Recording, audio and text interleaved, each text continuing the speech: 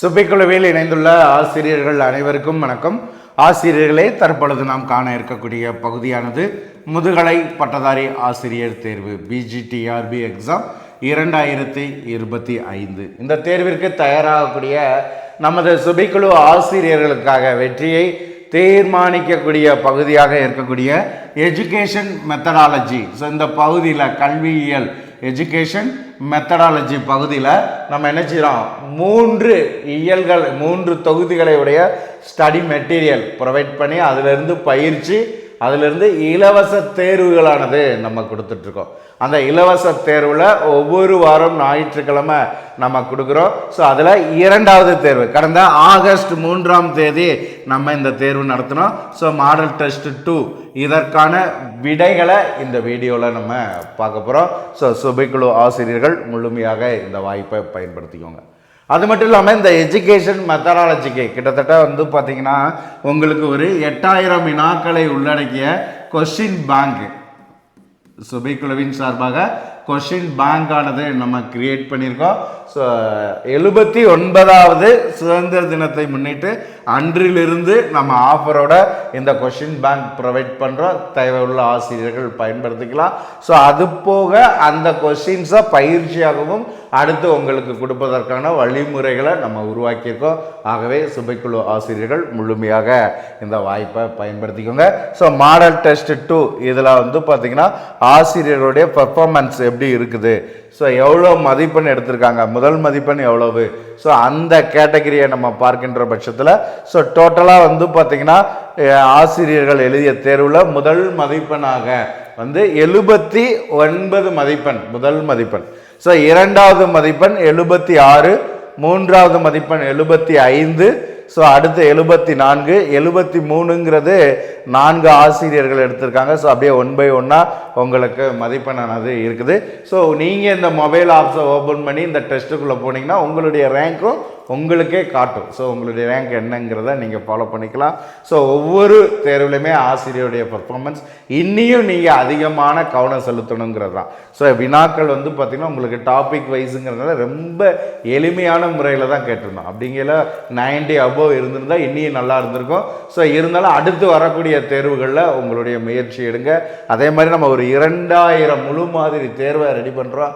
அதுதான் உங்களுடைய வெற்றிக்கான வழியாக நம்ம பார்க்குறோம். ஸோ அந்த தேர்வு வரும் பொழுது இதெல்லாம் உங்களுக்கு மிகவும் பயனுள்ளதாக கை கொடுக்கும். ஆகவே சுபைக்குழு ஆசிரியர்கள் இந்த வாய்ப்பை சிறந்த முறையில் பயன்படுத்திக்கோங்க.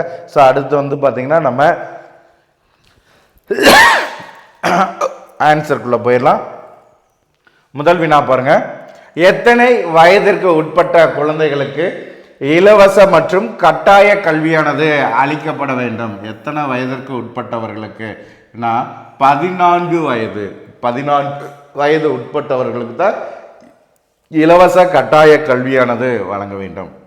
எந்த கமிஷன் முதலில் செகண்டரி கல்வி லட்சியங்களை இந்திய நாட்டு சூழ்நிலைக்கு ஏற்றவாறு நிர்ணயம் செய்தது?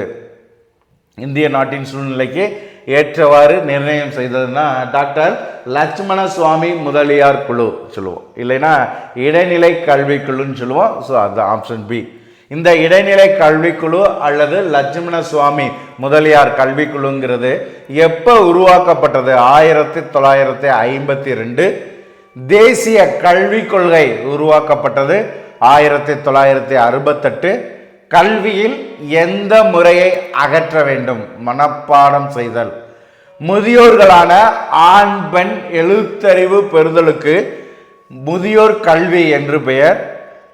எது ஒரு கூட்டு கல்வி கொள்கையாக காணப்படுகிறதுனா இந்த முதியோர் கல்வி. இந்த முதியோர் கல்வியானது கூட்டு கல்வி கொள்கையாக காணப்படுகிறது. வயது வந்தோர் கல்வி எந்த வயதுக்கு இடைப்பட்டவர்களுக்கு நடத்தப்படுகிறதுனா 11 முதல் 35. வயது வந்தோர் கல்வி திட்டம் எப்போது தொடங்கப்பட்டது? 1978 ஆகஸ்ட் 2. சமூக கல்வி என்பது வயது வந்தோர் கல்வியை குறிக்கக்கூடியது. வயது வந்தோர் கல்வி என்பது முழு மனிதனுக்கு பொருந்தும். அவனின் எழுத்தறிவு உலக அறிவுக்கு அழைத்து செல்கிறது என்று கூறியவர் அபுல் கலாம் ஆசாத், சுதந்திர இந்தியாவினுடைய முதல் கல்வி அமைச்சர். முதலில் கல்வி ஆலோசனை ஆணையம் அமைக்கப்பட்ட ஆண்டு 1948. தொடங்கப்பட்டது. முதலில் கல்வி ஆலோசனை ஆணையம் தொடங்கப்பட்டது 1948. கல்வி செயல் திட்டங்களை பரிந்துரை செய்தது 1949. மத்திய அரசு சமூக கல்வியை எப்போது அங்கீகரித்தது? 1947. முழு எழுத்தறிவு பெறுதல் திட்டம் 1990-91 தொடங்கப்பட்டது. முழு எழுத்தறிவு திட்டம் எந்த மாநிலத்தில் தொடங்கப்பட்டதுன்னா கேரளா. முழு எழுத்தறிவு திட்டம் எந்த மாநிலத்தில் தொடங்கப்பட்டதுன்னா கேரளா. Option B Kerala.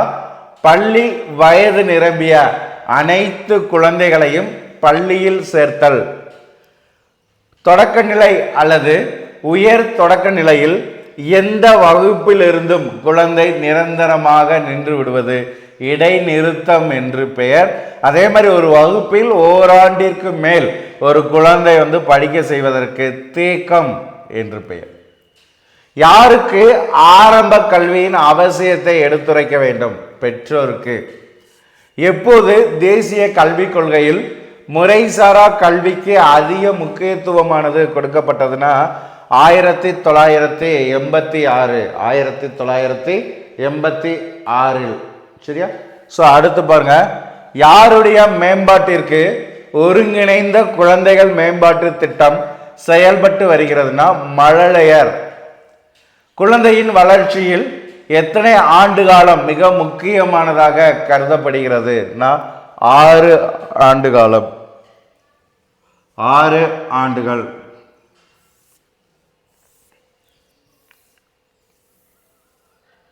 எங்கு பல்வேறு வகையான மழலையர் கல்வி மையங்கள் செயல்பட்டு வருகிறதுனா இந்தியாவில். குழந்தைகள் விளையாடுவதற்கு எது அவசியம் தேவை? தசை அபிவிருத்தி. எந்த கல்வி ஒரு மாணவனின் வாழ்நாளில் ஆரம்ப படியாக காணப்படுகிறதுனா மழலையர் கல்வி.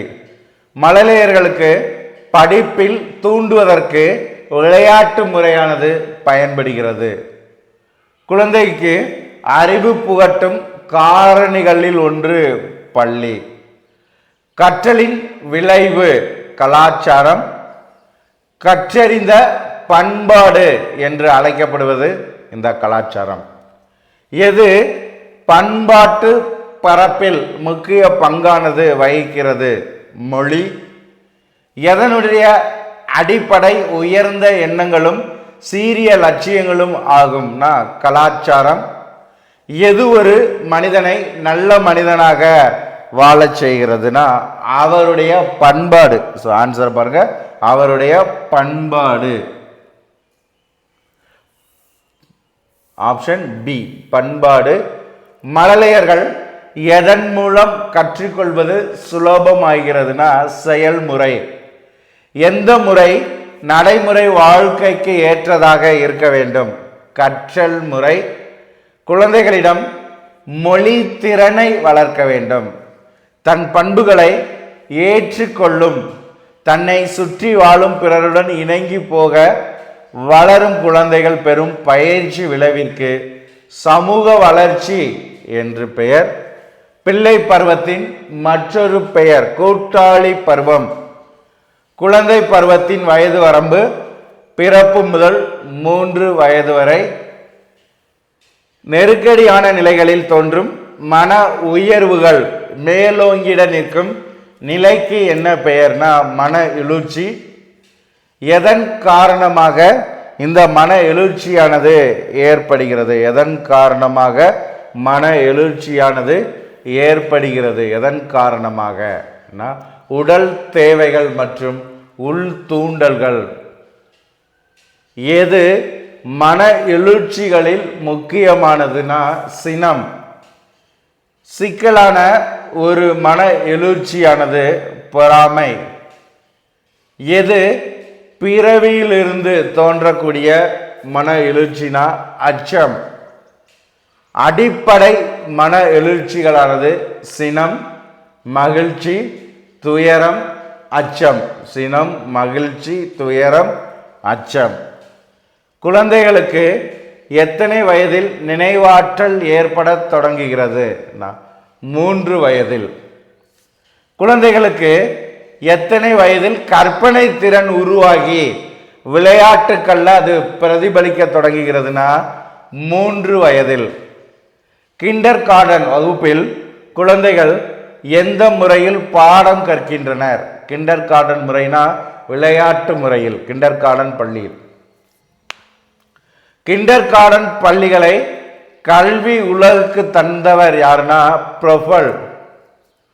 கிண்டர் கார்டன் கல்வியின் மற்றொரு பெயர் என்னன்னா குழந்தைகளின் தோட்டம். கிண்டர் கார்டன்னா குழந்தைகளினுடைய தோட்டம் என்று பெயர். தோட்டம்,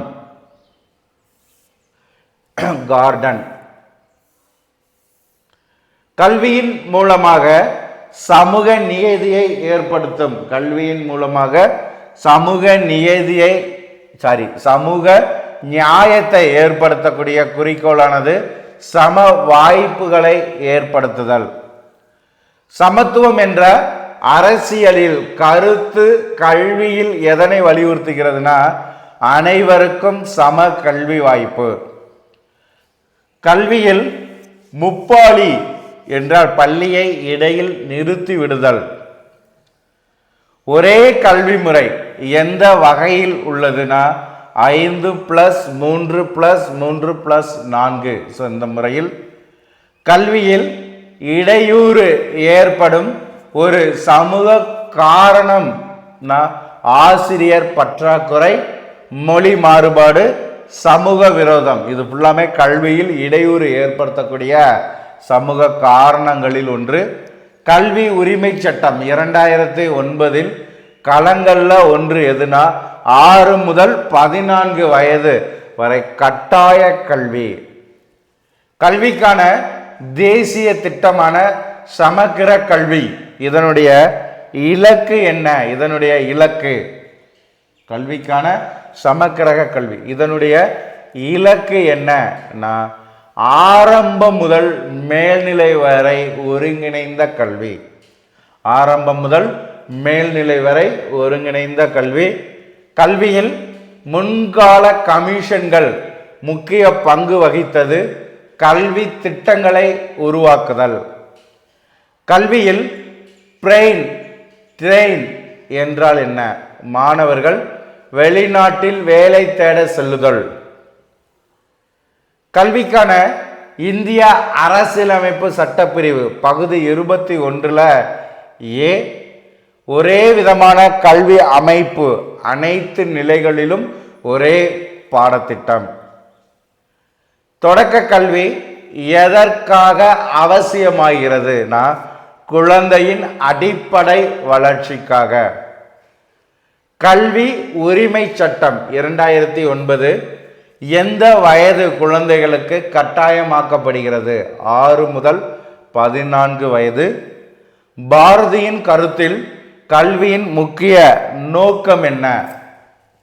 கல்வியின் முக்கிய நோக்கம் பாரதியினுடைய கருத்தின்படி மனித ஒற்றுமையை வளர்த்தல்.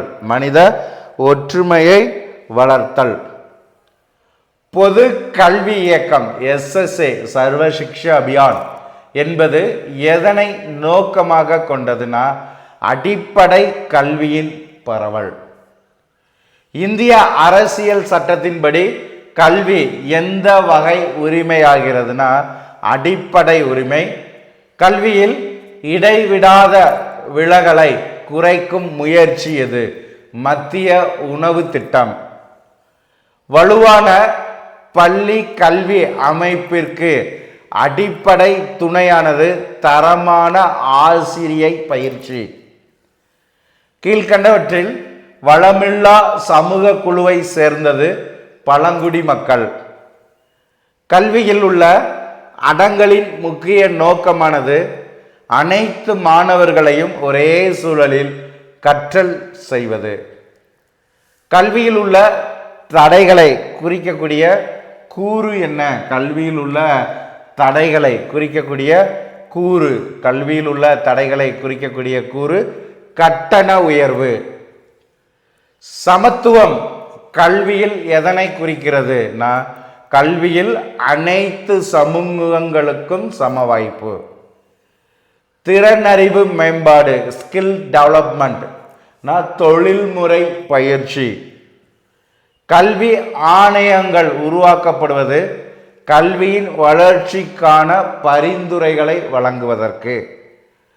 பழங்குடியின மக்களுக்கு சிறப்பான கல்வி உதவிகள் வழங்கப்படுவது சமூக ஒற்றுமைக்காக. கீழ்காணும் எது கல்விக்கான அரசியல் மதிப்பீடுகளில் ஒன்று? தனிநபர் சுதந்திரம். கல்வி கற்காதவர்களுக்கான படிப்பு திறன் மேம்பாட்டு திட்டம் செயல்பாட்டு படிப்பு திட்டமாகும். சமூக பின்னணியால் பாதிக்கப்பட்ட மாணவர்களுக்கான உதவி கருவி கல்வி மானியம். உதவி கருவியானது கல்வி மானியம்.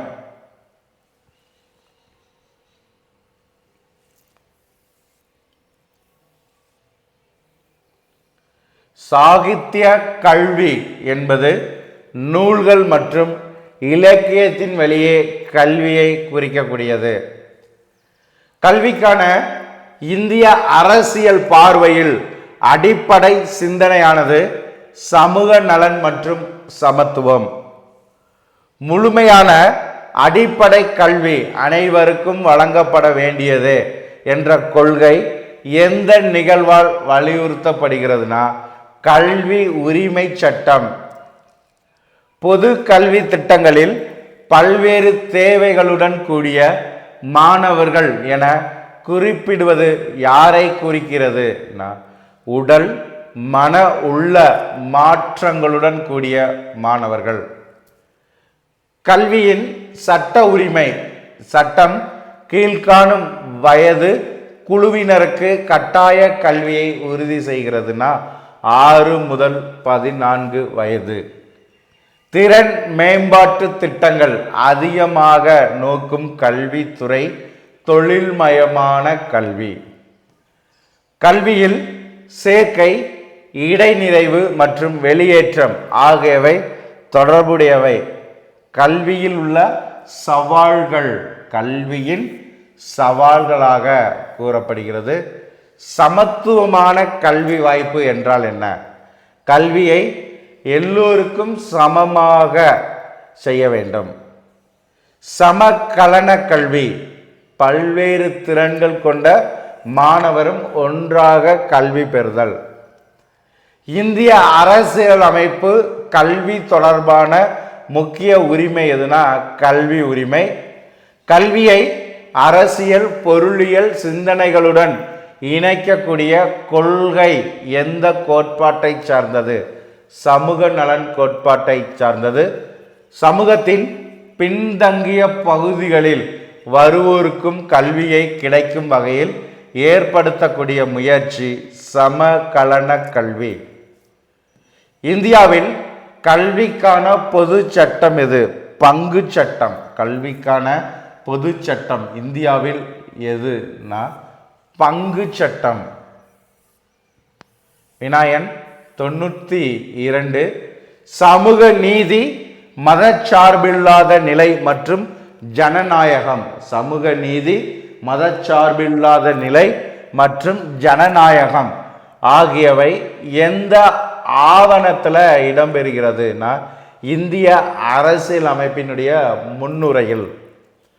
இந்திய அரசியல் அமைப்பின் கட்டுரை 45 கூறுவது என்னன்னா 14 வயது வரையிலான குழந்தைகளுக்கு கட்டாய கல்வி. கல்வி குறித்த நீதிபதிகள் மற்றும் நிபுணர்களால் நிறுவப்பட்ட குழுக்கள் கல்வி குழுக்கள் என்று அழைக்கப்படுகிறது.